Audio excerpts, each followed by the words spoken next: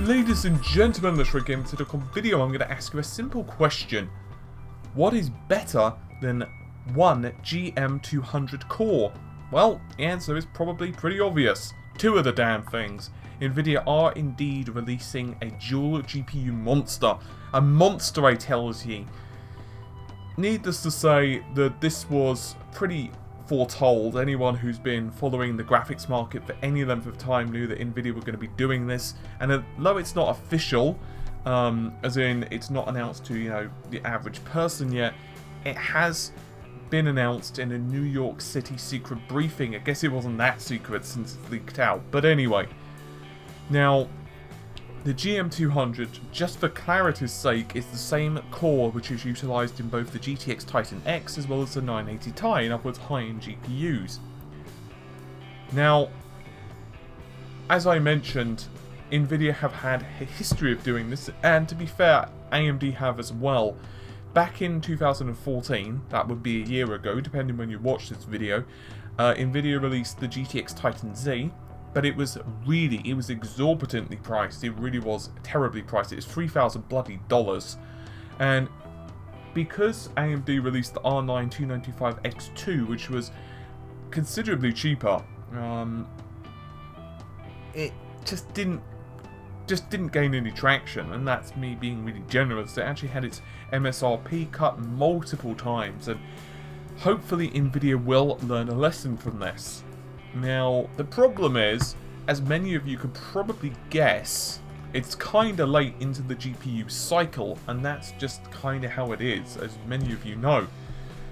Unfortunately, often, by the time dual GPUs actually arrives, we're at kind of the point where the next generation GPU talk is already well underway, and so this card is basically to just try and to really establish and to put your flag down and say, yes, we have the strongest GPU, because that PR and hype, A, goes into the next generation, and B, it will help to get some extra sales in the meanwhile, and C, some people will buy it.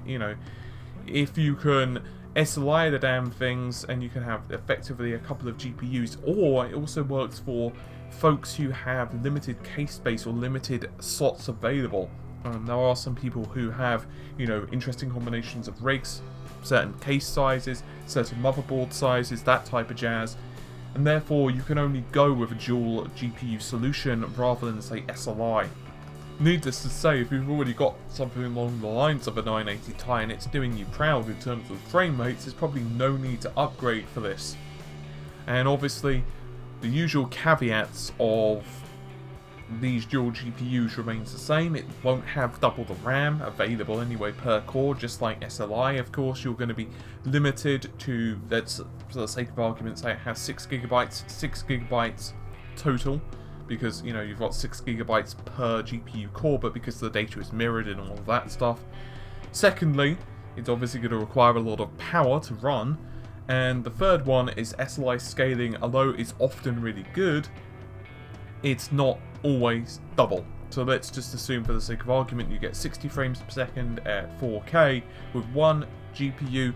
You're not necessarily going to be getting 120 frames per second with two GPUs at the same resolution. It just doesn't work like that. Although SLI scaling, assuming you have profiles available, is pretty damn good at this point. Am I excited by this card? Not really. I mean, if Nvidia had announced something along the lines of, well, we're going to be releasing the GTX 990 and it happens to have HBM1 or something along those lines, and yeah, I'd have been like, yeah, awesome. That's actually unexpected. But I think we all knew this was happening. I mean, I saw these rumours popping up yesterday, but it was kind of obvious what it was, to be totally honest with you. And I was just waiting for the announcement. I mean, I think the mid-range at this point, I would maybe like the odd GPU to kind of help to fill in Nvidia's product lineup. It's pretty solid, but I wouldn't mind something in between maybe the 960 and the 970, just for sake of argument, or maybe between the 950 and the... No, actually, I'd say the 950 to 960 is probably okay. The Golf isn't actually that massive, and the pricing's also really tight in that range as well. Anyway, hopefully you've enjoyed the video. If you could do the likey, commenty, subscribey thing, that would be greatly appreciated. But for now, I'm going to let you go. So take care and have a good night. Bye.